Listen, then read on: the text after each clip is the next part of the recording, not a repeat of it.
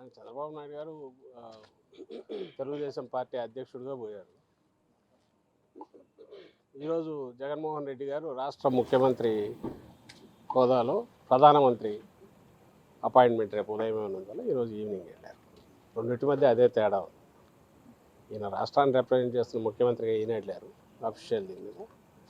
ఆయనేమో తన రాజకీయ పనుల కోసము తన వ్యవహారాల కోసం ఆయన పోయినట్టున్నారు. తేడా. బీజేపీకి టీడీపీకి పొత్తు అని చర్చ జరుగుతుంది. ముగ్గురు కలుస్తారు, మళ్ళీ జనసేన టీడీపీ బీజేపీ అనేది విస్తృతంగా ప్రచారం జరుగుతుంది. ఈ ఈక్వేషన్స్ ఎలా చూస్తాం? అది అంటే బలహీనత ఏ స్థాయిలో ఉంది, చంద్రబాబు ఎంత బలహీనంగా ఉన్నాడు, లేదా ఆయన పార్టీ తెలుగుదేశం పార్టీ ఎంత బలహీనంగా ఉంది అనే దానికి అంతకుముందు ఆయన పొత్తుల కోసం A to Z అన్ని పార్టీలు ఏదర్ నైతికంగా స్ట్రైట్గా కానీ ఇండైరెక్ట్గా కానీ పరోక్షంగా కానీ పవన్ కళ్యాణ్ గారితో మొదలుపెట్టి చేసుకుంటున్న వ్యవహారం ఇప్పుడు బీజేపీతో కూడా పోయి ఏదో ఒక రకంగా వాళ్ళతో పొత్తు పెట్టుకోవాలని చూసుకోవడంలో ఆయన బలహీనత బయటపడుతుంది. అది బలం అనుకుంటే ఏం హెల్ప్ చేయలేదు. బలం అంటే నిజంగా పొత్తుల కోసం తను వెంటబడాల్సిన అవసరం. ఓ బలహీనమైన స్థానం నుంచి ఓ వెంటిలేటర్ మీద ఉన్న పార్టీ బింకంగా ప్రజల దృష్టిలో ఓ బలమైన దీనిగా కనపడడం కోసం చేస్తున్న డెస్పరేట్ అంటే నిస్పృహతో కూడిన ఒక ప్రయత్నంగా కనిపిస్తుంది చంద్రబాబు నాయుడు చేస్తున్నది. అనేక వ్యాఖ్యలు చేశారు.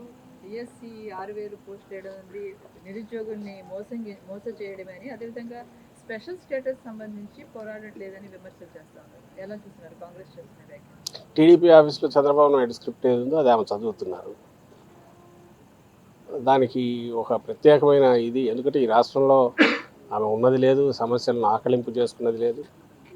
10 రోజులు 15 రోజుల క్రితమో ఇక్కడ అడుగు పెట్టిన రోజు నుంచి చంద్రబాబు నాయుడు కానీ పవన్ కళ్యాణ్ కానీ ఏం మాట్లాడుతున్నారు అదే మాటలు ఇంకొంచెం అగ్రెసివ్గా మాట్లాడడం అనేది ప్రాక్టీస్ చేసినట్టున్నారు. అదే చేస్తున్నారు. దానికి ఏమి విమర్శ అంటే చంద్రబాబు నాయుడు ఏం మాట్లాడిస్తున్నాడు అవి మాట్లాడుతున్నప్పుడు దానికి ప్రత్యేకంగా సపరేట్గా ఇచ్చేయాల్సిన రిప్లై ఇవ్వాల్సిన అవసరం ఉందని కూడా అనుకోవట్లేదు. ఎందుకంటే కాంగ్రెస్ పార్టీగా కాంగ్రెస్ ఉనికి లేదు. ఆమెకు సంబంధించినంత వరకు ఒక అద్దె మైక్ లాగా ఇక్కడ వచ్చి షర్మిలమ్మ గారు మాట్లాడుతున్నారు. అది చంద్రబాబు నాయుడు ఏమనాలనుకుంటున్నాడో అవన్నీ ఆమె గొంతులోంచి వస్తున్నాయి. దానికి ఏదైనా ఇస్తే ఆయనకు రిప్లై ఇవ్వడం ఇస్తున్న దాంట్లోనే దీనికి సమాధానం ఉంటుంది. చంద్రబాబు నాయుడు ఇస్తున్నారు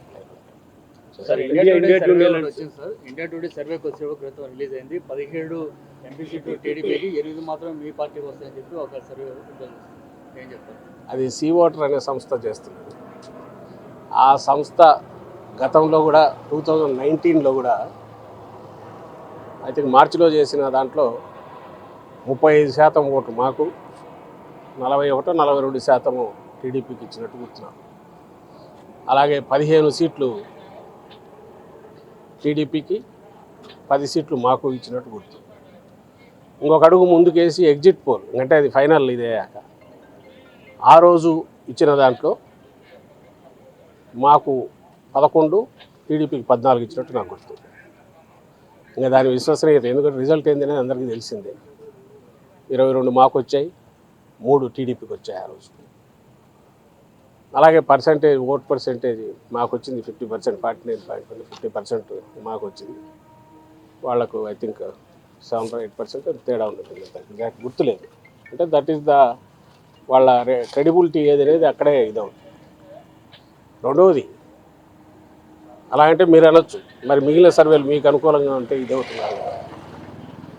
అల్టిమేట్గా ఎంత కాన్ఫిడెంట్గా మేము మూవ్ అవుతున్నాము, జగన్మోహన్ రెడ్డి గారు మూవ్ అవుతున్నారు, ఎంత డెస్పరేట్గా చంద్రబాబు నాయుడు లేదా టీడీపీ మూవ్ అవుతుంది, అందరినీ కలిపి కట్టుకొని ఈ పక్క నుంచి ఆ పక్క వరకు నేను ఇంతకుముందు అన్న డైరెక్ట్ ఇండైరెక్ట్గా ప్రజల ముందుకు పొత్తులతో పోయి ఓ ప్రజెంట్ చేసి ఒక యూనిఫైడ్ దీని కింద 4 ఓట్లు దండుకోవాలనే ప్రయత్నం అదెట్లా చేస్తుంది. సోలోగా సింగిల్ హ్యాండెడ్గా ఈ 5 ఏళ్లలో మేము చేసిన పనులు ఇవి అని చెప్తూ ప్రజల బ్లెస్సింగ్స్ కోరడానికి మేమంత కాన్ఫిడెంట్గా పోతున్నాం. ఈ 2 మెయిన్ చూస్తే మీకు ఈ సర్వేలు వీటి నుంచి పెద్ద పట్టించుకోవాల్సిన అవసరం ఉంటుంది నేను అనుకుంటున్నాను. Reality is only one thing. రాష్ట్ర ప్రజల ముందు చాలా లిమిటెడ్ ఆప్షన్ ఉంది. ఒకటే, జగన్మోహన్ రెడ్డి గారు కావాలన్నా, చంద్రబాబు నాయుడు గారు కావాలన్నా నెక్స్ట్ సీఎం, వైఎస్ఆర్సీపీ కావాలన్నా, టీడీపీ కావాలన్నా. 14-19 మధ్య టీడీపీ పాలన చూశారు, చంద్రబాబు నాయుడు గారి పాలన చూశారు. 19-24 మధ్య అంటే ఇప్పటికీ జగన్మోహన్ రెడ్డి గారి పాలన, వైఎస్ఆర్సీపీ పాలన చూస్తున్నారు. వాళ్ళు బేరీజ్ వేసుకోగలరు, ఇవ్వగలరు. మనం పైన ఎంత డస్ట్ దుమ్ము లేపినా, ఎన్ని పొరలు గమ్మినా ఆఖరికి రియాలిటీ అది. దాన్ని దృష్టిలో పెట్టుకొని ప్రజలు రేపు వ్యవహరిస్తారని, ఓటు వేస్తారని, చేసిన పనులే మాకు ఆ బ్లెస్సింగ్స్ ఇప్పిస్తాయని మా నమ్మకం. బీజేపీ నాని తిట్టిన చంద్రబాబు మళ్ళీ పోయి బీజేపీ నేతలను కలవడం అది ఆయన ఆన్సర్ ఇవ్వాలి. పైగా ఈయన డెస్పరేట్గా పోయి వాళ్ళు ఈయన పొత్తు కోసం వెంపర్లాడుతున్నట్టు బిల్డప్ వాళ్ళ పత్రికల్లో. వీళ్ళు పెద్ద ఇష్టపడట్లేదు పాపం, వాళ్ళకు భాష రాక కాబట్టి ఢిల్లీలో అమిత్ షాకు వాళ్ళకి అర్థం కాదేమో. ఇక్కడ ఆ పార్టీ బీజేపీ పార్టీ నాయకులకు గొంతు లేదో, లేదా గొంతు అంతా అద్దెమైకులు అంటే చంద్రబాబు మనుషుల చేతిలోనే ఉన్నందువల్ల వాళ్ళు ఏమనలేకపోతున్నారు. కానీ పాపం ఇంత బతికిన బీజేపీకి ఎంత అవమానం అనిపిస్తుంది. నిన్న ఈరోజు పత్రికల్లో చూస్తే వాళ్ళు వెంబడి పడితే చంద్రబాబు పోయినట్టుంది, కానీ యాక్చువల్ సీన్ రివర్స్ ఉంది. మీరు గమనించి ఉంటారు. ఆయన హడావుడిగా పోయినాడు, అక్కడే ఉన్నట్టున్నాడుగా, ఎవరెవరితో మంతనాలు జరుపుతున్నాడు. సరే, ఆ వ్యవహారాలు ఎట్టపోతే మేమనేది మాకు కనపడుతున్నది ఒక్కటే, ఆయన ఏది పెట్టుకున్నా ఆఖరికి వచ్చేసరికి ఫ్రంట్ ఫేస్ చంద్రబాబు నాయుడుతో కనపడుతుంటాడు. రేపు ముఖ్యమంత్రిగా ఈయన వస్తే ఎట్లుంటుంది అనేది గతంలోనే వరుసగా జరిగిన అనుభవాలు ఉన్నాయి కాబట్టి ప్రజల ముందు ఆ పప్పులు ఉడకవని మేము భావిస్తాం. సార్, తెలంగాణలో కాంగ్రెస్ పార్టీ కూలిపోతుందంటూ మన రాజ్యసభలో జీసీ వ్యాఖ్యల్ని అక్కడ కొంతమంది కేసులో పెడుతున్నారు. కేసీఆర్కి జగన్ ఉన్న బంధం బయటపడుతుందనే ఒక కామెంట్ ఆ పార్టీ. దానికి దీనికి ఏం సంబంధం?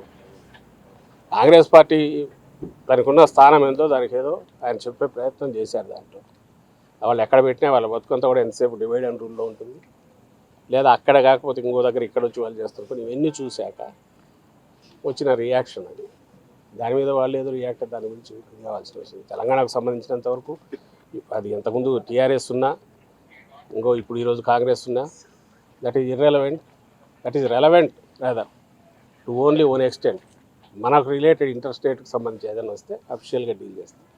అంతకుమించి ఆ స్టేట్ వ్యవహారాలు ఏ స్టేట్, ఈ స్టేట్ వ్యవహారాలు ఈ స్టేట్. పార్టీల పరంగా పొలిటికల్గా అంటే కాంగ్రెస్ స్టైల్ ఆఫ్ ఫంక్షనింగ్ అనే కల్చర్ కానీ, దాంట్లో నుంచి వాళ్ళ వేధింపులు, వాళ్ళ హెరాస్మెంటు, వాళ్ళ కక్ష సాధింపు, వాళ్ళు చేసిన వీటన్నిటి వల్ల వచ్చిన రాజకీయ పార్టీగా అనుభవాలు మాకు ఎప్పుడూ ఉంటాయి. ఆ చేదు అనుభవం, వాళ్ళు ఇచ్చిన చేదు అనుభవం. మా నాయకుడిని అక్రమ కేసుల్లో అన్నాళ్ళు జైల్లో పెట్టడం కానీ, పవర్ కోసం ఏ లెవెల్కైనా ఎదిపోవడం కానీ, ఈ ఇండియాలో మొదలైన harassment to the worst level తీసుకుపోయిన ఇది కానీ ఆ పార్టీ కాంగ్రెస్ పార్టీ గురించి. దాని ఫలితం కూడా వాళ్ళు అనుభవిస్తున్నారు. ఈరోజు జీరో అయింది కాబట్టి దాని గురించి పెద్ద మాట్లాడుకోవాల్సిన అవసరం లేదు. కానీ ఎవరైనా కామెంట్ చేస్తే ఈ అనుభవాల వల్ల వీటి వల్ల దాని మీద కామెంట్ చేసి ఉండొచ్చు. సార్, ప్రైమ్ మినిస్టర్తో పాటు సీఎం గారు మిగతా అమిత్ షాతో కానీ మిగతా మంత్రులతో కానీ కలిసే అవకాశం ఉందా? లేదమ్మా, నాకు ఏదైనా ఉంటే ఎలాగో ఏది పోయినా ఇందులో దాపరికమే ఉండదు. స్టేట్ ఇంట్రెస్ట్ రీత్యానే ఆయన దాన్ని కలుస్తారు.